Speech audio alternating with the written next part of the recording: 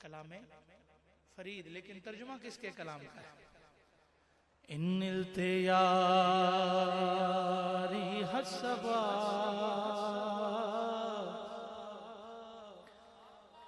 یوما الى ارض الحرم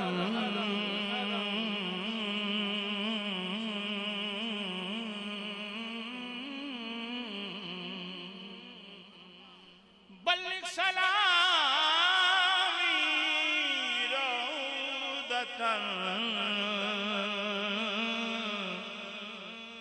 فيها النبي المحترم آنکھیوں میں مٹھڑی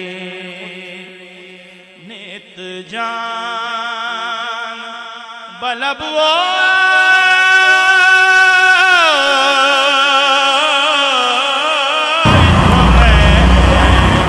ذکر سے پہلے کے 20 آداب ہیں جو بزرگوں نے ذکر کیے ہیں. وہ آداب کون کون سے ہیں؟ نمبر 1 توبۃ النصوح.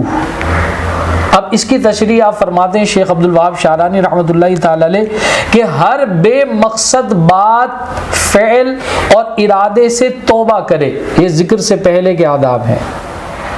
اور حضرت ذوالنون مصری رحمۃ اللہ تعالی علیہ فرماتے تھے کہ جو شخص توبہ کا دعویٰ کرے اور وہ دنیا کی خواہشات میں سے کسی خواہش کی طرف مائل ہو تو وہ اپنے دعوے کے اندر جھوٹا ہے. نمبر 2 فرماتے ہیں کہ جب ذکر کا ارادہ کرے تو غسل یا وضو کرے اور اپنے کپڑوں اور چہرے پر بخور اور خوشبو کے ساتھ خوشبو لگائے. اور آپ نے دیکھا کہ ہم گاہے بگاہے اس چیز کا خصوصی اہتمام بھی کرتے ہیں اور اس کی تعلیم و تلقین بھی کرتے ہیں. کیوں کرتے ہیں؟ کہ یہ جو بخورات ہم سلگاتے ہیں یہ کس لیے سلگاتے ہیں؟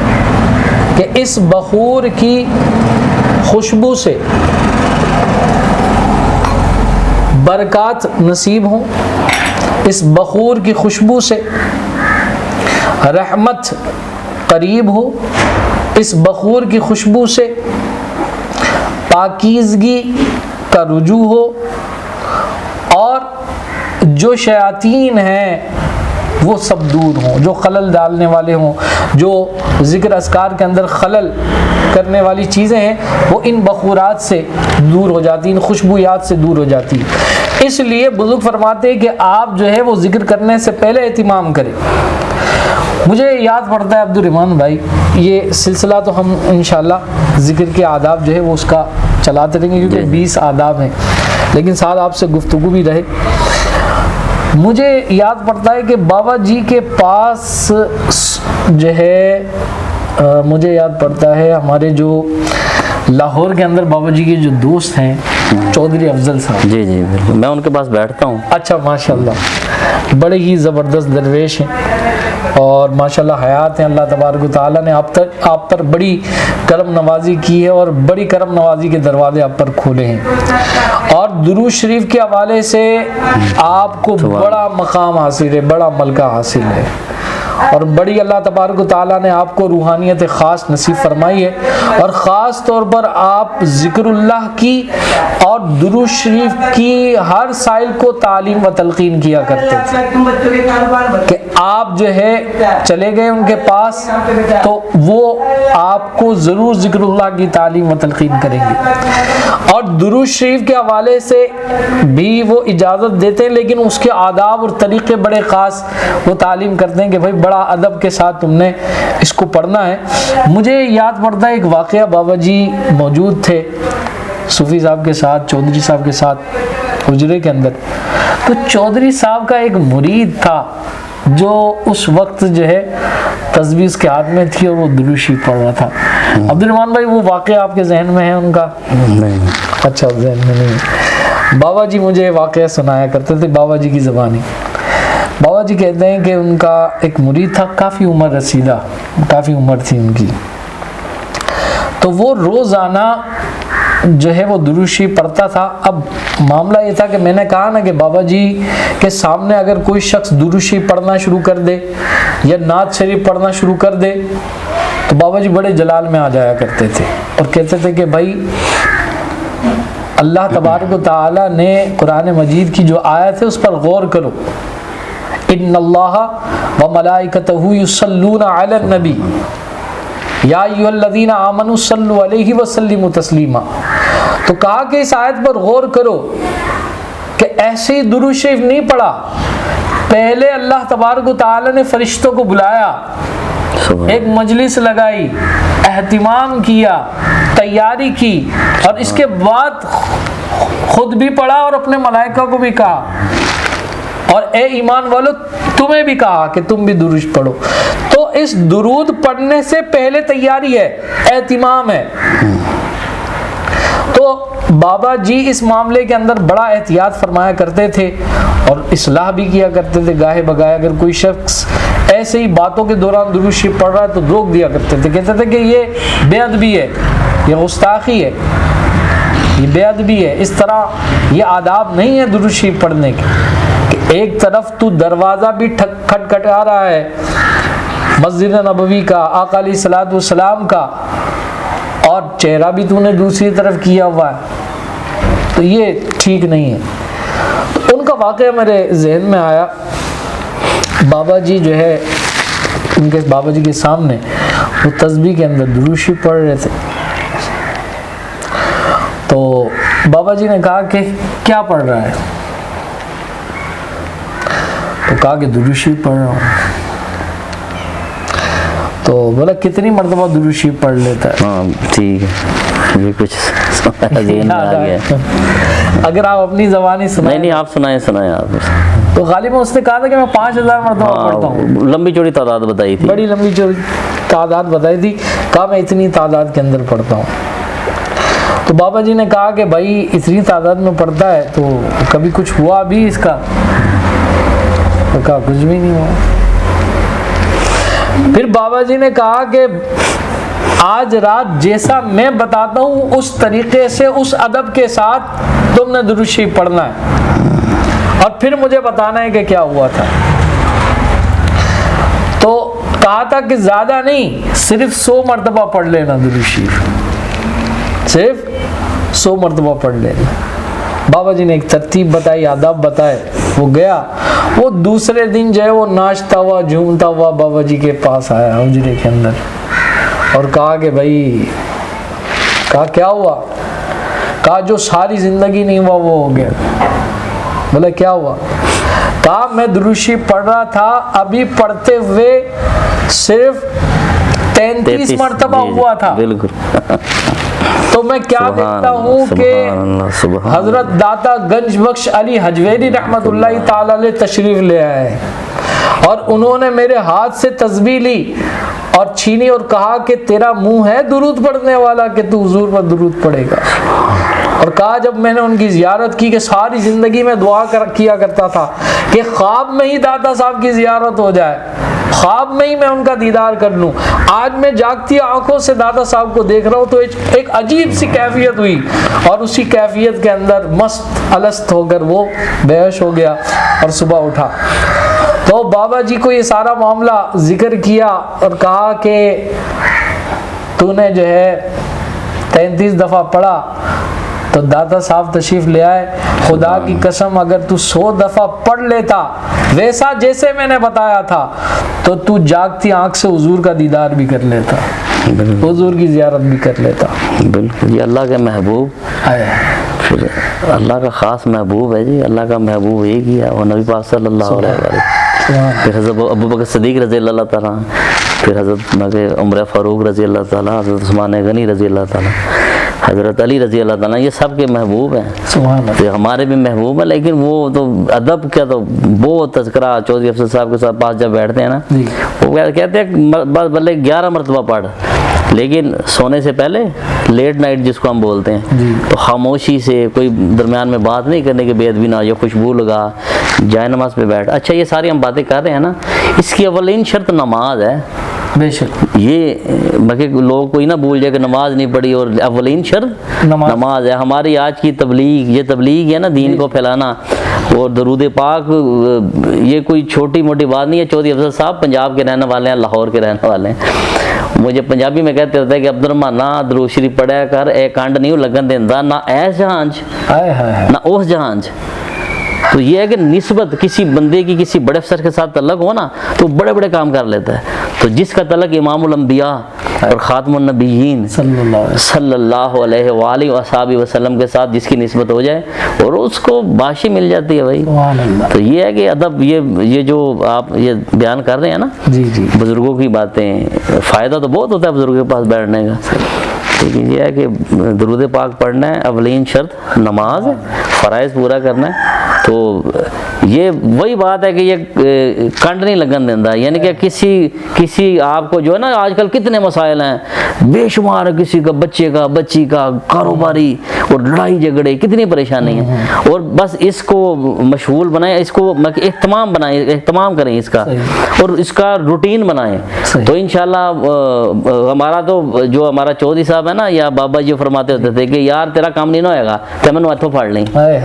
سیدھی سی بات ہے، اس چیز سے بڑی گارنٹی ہے. سبحان اللہ سبحان. یہ نام کوئی کام بگڑنے نہیں دیتا، بگڑے بھی بنا دیتا ہے یہ نام محمد صلی اللہ. تو یہ جو بات عبد الرحمان بھائی نے کی یہ حقیقت ہے کہ درود شریف پڑھنے والا کبھی مایوس ہوا ہی نہیں ہے، اسی معاملے میں مایوس نہیں ہوا.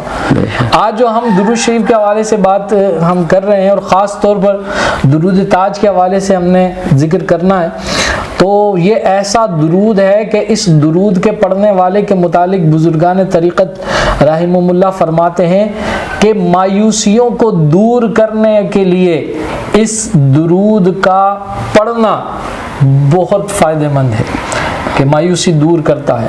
کفایت مہمات کے لیے اس کو پڑھا جاتا ہے. لیکن یہ ساری چیزیں پڑھنے سے قبل جو بڑی قیمتی بات عبد الرحمان بھائی نے بتائی ہے وہ یہ ہے کہ یہ درود شریف جو ہے پڑھنا عبادت ہے اپنی جگہ، لیکن یہ فرائض کے اندر شامل نہیں ہے.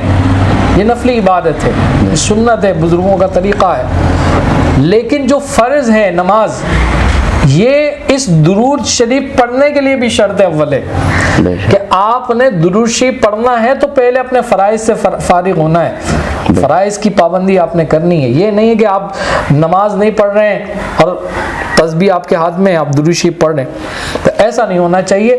آپ نے بالکل اس کو پڑھنا ہے. اس کی برکات خاص آپ کو اسی صورت میں مل سکتی ہے کہ جب آپ اہتمام کریں نماز کا، اور جو فرائض ہیں جو اللہ تبارک و تعالیٰ کے منہیات ہیں، منع کردہ چیزیں، ان سے آپ نے بچنا ہے، جو ضروری ہیں حرام چیزوں سے اپنے آپ کو بچانا ہے. اس کے بعد پھر آپ یہ پڑھیں، انشاءاللہ العزیز دیکھیں کیسی برکات آپ کو نصیب ہوتی ہیں. حضرت شیخ عبد الوہاب شعرانی رحمۃ اللہ تعالی علیہ ذکر کے آداب میں فرماتے ہیں، نمبر 3، سکون اور خاموشی اختیار کرے تاکہ اس کو ذکر میں صداقت حاصل ہو، اور اس طرح کہ دل کو اللہ اللہ اللہ کے ساتھ مشغول رکھے. یعنی خاموشی اختیار کرے اور دل کو اللہ کے ذکر کے ساتھ مشغول رکھے، یعنی قلب کے اندر اللہ تبارک و تعالیٰ کی ذکر کی آواز کو سنے، سماعت کرے. اسی طرح آپ فرماتے ہیں کہ الفاظ جو ہے یہ اللہ تبارک و تعالیٰ کے جو ذکر کے الفاظ ہیں وہ قلب کے اندر اس کو محسوس کرے، حتیٰ کہ لا الہ الا اللہ کے ساتھ کوئی خیال باقی نہ رہے، اور پھر زبان کو دل کے موافق کرے اور لا الہ الا اللہ کا دورہ کرے، یعنی کثرت سے دور کرے، لا الہ الا اللہ لا الہ الا اللہ لا الہ الا اللہ. اور جب بھی ذکر کا ارادہ ہو تو اسی طرح ذکر کرے. نمبر 4 آپ فرماتے ہیں کہ ذکر شروع کرتے وقت اپنے شیخ کی مدد طلب کرے. یہ بڑی خاص بات ہے، اور ہمارے بزرگ حضور صوفی شیخ طارق احمد شارف عثمانی حسنی قادری سہروردی چشتی قلندری ابوالعلائی جہانگیری دامت برکات قدسیہ اس کے حوالے سے خاص طور پر تعلیم فرماتے ہیں کہ جب آپ ذکر کریں تو اپنے شیخ کی مدد ضرور طلب کریں، یعنی اس کو اپنی آنکھوں کے سامنے رکھتے ہوئے تصور کرتے ہوئے اس کی ہمت سے مدد حاصل کرے تاکہ وہ اس روحانی سیر میں اس کا رفیق ہو۔ یعنی جب بندہ ذکر کرتا ہے تو اس ذکر کے بعد روحانی سیریں ہوتی ہیں، تو اس روحانی سیر کے اندر آپ چاہتے ہیں کہ آپ کا رفیق آپ کا شیخ ہو، تو ان کی جو ہے ان کا تصور ذکر کے اندر لازمی آپ نے رکھنا ہے۔ اسی طرح اگر درود شریف بھی پڑھتے ہیں تو پھر وہاں بھی آپ نے تصور شیخ پہلے رکھنا ہے۔ اسی طرح اپنے شیخ سے طلب مدد کو رسول اکرم صلی اللہ تعالی علیہ وآلہ وسلم سے مدد طلب کرنا خیال کرے، کیونکہ وہ شیخ اس کے اور رسول اللہ صلی اللہ تعالی علیہ وآلہ وسلم کے درمیان واسطہ ہے۔ یعنی آپ درود شریف پڑھ کر حضور کی بارگاہ میں پہنچنا چاہتے ہیں تو حضور کی بارگاہ کے اندر پہنچنے کا جو واسطہ اور وسیلہ ہوں گے وہ آپ کے مرشد ہوں گے، آپ کے شیخ ہوں گے۔ تو اس کے درود شریف پڑھنے کے قبل ہی آپ نے تصور شیخ بھی کرنا ہے اور حضور صلی اللہ تعالی علیہ وآلہ وسلم تک بارگاہ تک رسائی کے لیے اپنی شیخ کی مدد ضرور طلب کرنی ہے۔ اسی طرح آپ فرماتے ہیں کہ ذکر کے آداب میں سے یہ 12 آداب کا خیال رکھنا یہ بہت ضروری ہے۔ نمبر 1، پاک جگہ پر اس طرح بیٹھے کہ جس طرح نماز میں پہلے قعدہ میں بیٹھتے ہیں، یہ ادب ہے۔ اسی طرح نمبر 2، اپنی ہتھیلیوں کو اپنی رانوں پر رکھے، اور صوفیہ کرام تنہا ذکر کرنے والے کے لیے قبلہ رخ ہو کر بیٹھنا پسند فرماتے ہیں، اور اگر جماعت ہو تو ہلکے کی صورت میں پسند فرماتے ہیں کہ اگر جماعت کے ساتھ ذکر کر رہے ہیں تو پھر ہلکے کی صورت میں ذکر کرے، یعنی ایک دائرہ بنا لے اور تمام احباب مل کر ذکر کرے، اور اگر تنہا کر رہے ہیں تو پھر یہ کہ اپنا رخ جو ہے وہ قبلے کی طرف کرے، اور بیٹھنے کے ادب کا طریقہ یہ کہ اس طرح 2 زانوں جس طریقے سے اتحیات میں نماز میں بیٹھتے ہیں اس طریقے سے بیٹھنا ہے اور پوری توجہ کے ساتھ بیٹھنا ہے۔ تو یہ حضرت شیخ عبدالوہاب شعرانی رحمۃ اللہ تعالی علیہ نے ذکر کے آداب بیان فرمائے ہیں۔ نمبر 2 پورا ہوا۔ نمبر 3، مجلس ذکر کو اچھی خوشبوؤں کے ذریعے سے خوشبودار بنانا، یہ بھی آداب میں سے ہے کہ جب آپ مجلس کے اندر اور محفل کے اندر یا کہیں بھی اپنے گھر کے اندر ذکر کریں تو جہاں جس مقام پر جس جگہ پر آپ ذکر کر رہے ہیں تو وہاں خوشبویات کا ضرور اہتمام کریں۔ نمبر 4، لباس حلال مال سے حاصل کیا ہوا ہو، یہ بڑی قیمتی بات ہے۔ ایک بندہ جس کا کھانا کمانا حرام سے ہو، اس کا پہننا حرام سے ہو، تو وہ جتنا چاہے ذکر کر لے، وہ نہ تو بارگاہ الہ تک پہنچ پائے گا، نہ ہی رسول اللہ صلی اللہ علیہ وآلہ وسلم کی بارگاہ میں اس کو حضوری نصیب ہوگی، کیونکہ اس کا پہناوا جو کپڑا ہے وہ حرام سے بنا ہے۔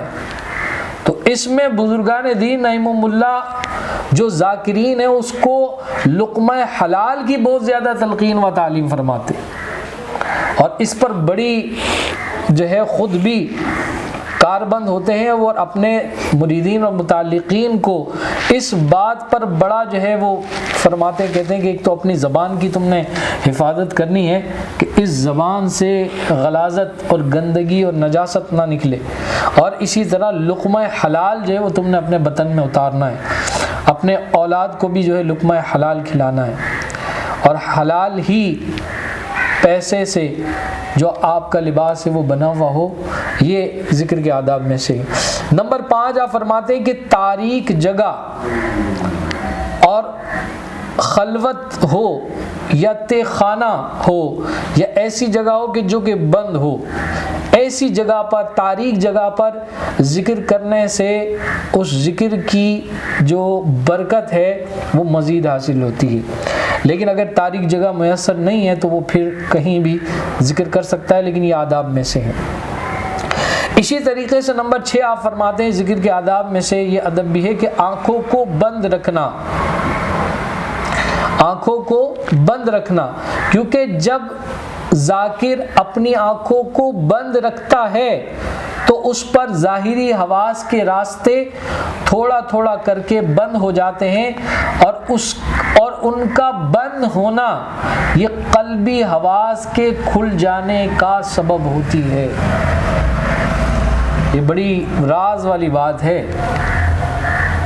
میاں حضور دامت برکاتہم قدسیہ فرماتے ہیں کہ یہ آنکھوں کو کھول کر جو ذکر کرتے ہیں وہ ساری زندگی کرتے رہیں، ان پر حجابات کھل ہی نہیں سکتے، ان کے قلب منور ہو ہی نہیں پائیں گے.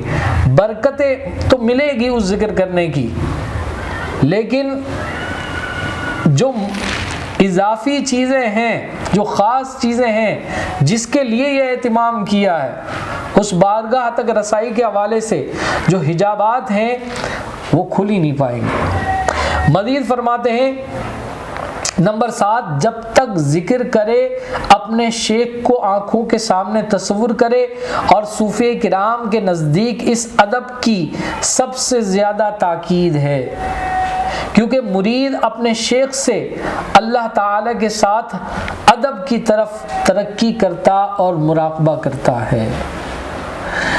ہمارے ساتھ عبد الرحمن بھائی موجود ہیں، ان سے بھی گفتگو کا سلسلہ رہے گا. الحمدللہ اب تک تقریباً 7 کے قریب آداب جو ذکر کے ہیں وہ ہم نے ذکر کیے ہیں.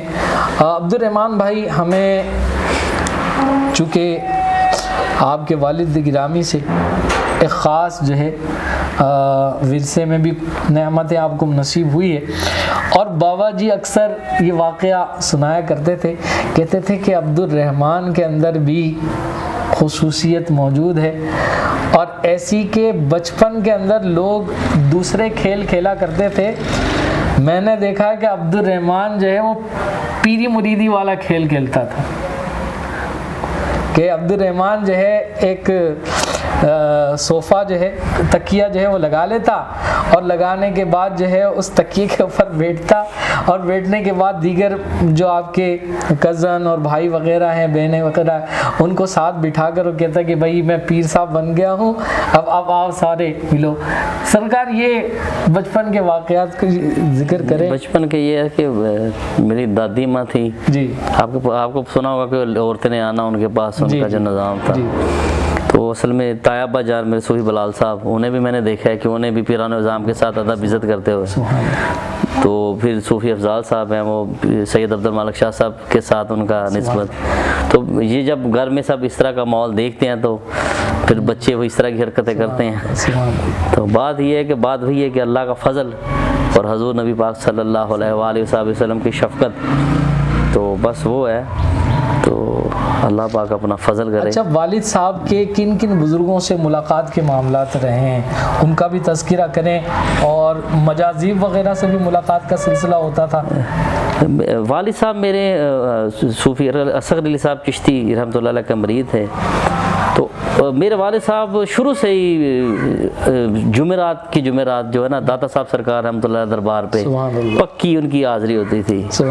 تو آخر تک آخری فوت ہونے سے پہلے بھی جب وہ گاؤں میں جانا تھا تو وہ پہلے ادھر گئے ہیں، تو حاضری ان کی تھی.